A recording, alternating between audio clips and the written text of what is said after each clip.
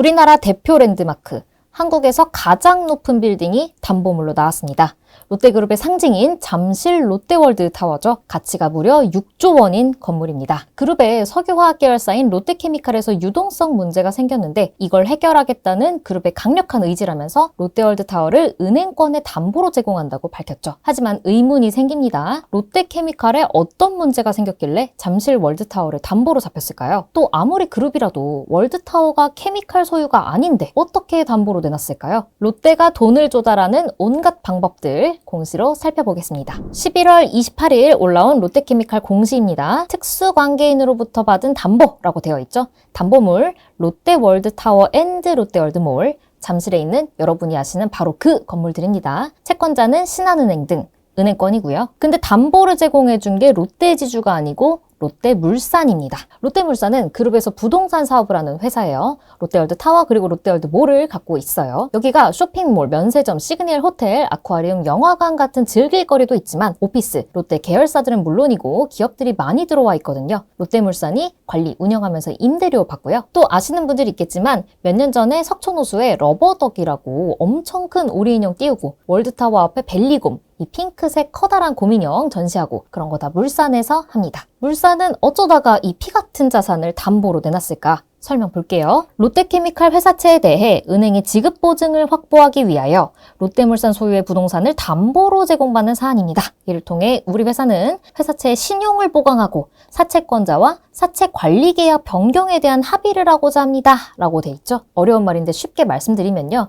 롯데케미칼 회사채에 뭔가 문제가 생겼어요. 그래서 회사채 매수자들, 이 채권자들과 계약 조건을 바꾸자는 합의를 해야 되는데 채권자들이 됐고 내 돈 빨리 내놔 라고 하지 않도록 최고의 안전자산인 롯데월드타워를 담보로 은행을 회사채의 보증인으로 세워줄게. 은행이 보증하는 회사채는 신용도가 올라가니까 채권자님들 돈 빼지 마세요. 이런 얘기예요. 롯데케미칼 회사채에 무슨 문제가 생겼을까요? 잠깐 다른 공시 볼게요. 전날인 27일 나온 사채권자 집회 소집이라는 공시입니다. 채권자들 회의 좀 합시다 라는 건데요. 여기에 제한 이유를 좀 풀어서 설명을 해드릴게요. 회사채 계약서에 롯데케미칼이 수익성을 일정 수준 유지해야 된다는 조항이 있었던 거예요. 에비타, 상각 전 영업이익이 이자 비용의 5배는 넘어야 됐는데 요즘 석유화학 업황이 너무 부진하다 보니 롯데케미칼이 이 조건을 못 지킨 거죠. 그래서 기한이익 상실 사유가 발생했는데 요거는 채권자가 롯데케미칼한테 저 회사채 만기까지 안 기다릴래요. 조기 상환 해주세요. 할 권리가 생겼다는 뜻입니다. 한두 푼이 아니에요. 롯데케미칼 회사채 발행 금액 플러스 이자 총합이 월드타워의 담보 금액인데요. 이게 총 2조 682억 원입니다.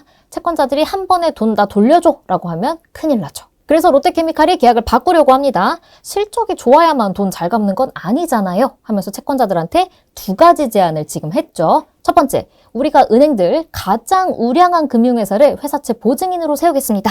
두 번째, 이자 더 드릴게. 그러니까 이번 건 문제 삼지 말자라는 거죠. 이걸 가능하게 하려면 보증서 줄 은행을 찾아야 합니다. 근데 은행들이 공짜로 보증서 주나요? 담보 내놔 라고 하니까 롯데그룹이 고심 끝에 월드타워를 선택한 겁니다. 근데 월드타워는 그룹의 심장이에요. 고 신격호 롯데그룹 창업주의 평생 수건이 한국의 랜드마크를 세우는 것이었는데요. 1987년 잠실 부지를 사서 2017년 30년 만에 완공을 했죠. 지금 신동빈 롯데그룹 회장 집무실도 월드타워에 있고요. 신격호 기념관도 있어요. 예전에 제가 가봤는데 신격호 회장 집무실도 재현해놓고 예전에 사용하던 명함, 구두 같은 물품들도 보관돼 있습니다. 그러니까 롯데는 마지막까지 롯데타워를 포기하지 않을 거예요. 다만 최근에 그룹 위기설이 불거지고 워낙 시끄러웠잖아요. 상황이 상황인 만큼 그룹 차원에서 세간의 우려를 일격에 해소하자라는 취지로 이런 결정을 내린 게 아닐까 싶습니다. 문제는 롯데물산이죠. 아무리 같은 그룹 계열사여도 다른 회사 상황이 안 좋다고 핵심 자산을 담보로 내줬잖아요. 롯데케미칼이 언제 실적을 회복할 줄 알고요. 잘못하면 눈 뜨고 뺏겨요. 근데 이게 처음이 아닙니다. 롯데물산은 그룹의 유동성 문제가 있을 때마다 소위 말하면 돈줄 역할을 하고 있어요. 롯데타워만 해도 물산이 처음부터 100% 소유하고 있던 건 아니었습니다. 원래는 롯데월드타워랑 몰 지분의 75%만 갖고 있었고요. 백화점 마트 사업하는 롯데쇼핑, 호텔 면세점 하는 호텔롯데가 각각 15%, 10%씩 갖고 있었습니다. 근데 2021년 두 기업이 롯데물산한테 지분을 다 팔았어요. 코로나로 실적이 박살나고 돈 떨어지니까 물산이 자금을 융통해 준 거죠. 최근에는 위기설의 주축인 롯데건설 그리고 롯데케미칼에 자금을 대주고 있는데요. 지금 보시면 이렇게 롯데건설 지원 프로젝트에 돈 빌려주고 롯데건설 빚을 대신 갚아주기로 약속도 하고요. 롯데케미칼 유상증자에도 참여했어요. 근데 이게 각각 규모가 몇천억 원대입니다. 물론 롯데물산이 계열사 임대료로 안정적인 수입을 내지만 이렇게 하면 물산의 재무 상태도 악화될 수밖에 없죠. 어쩔 수 없습니다.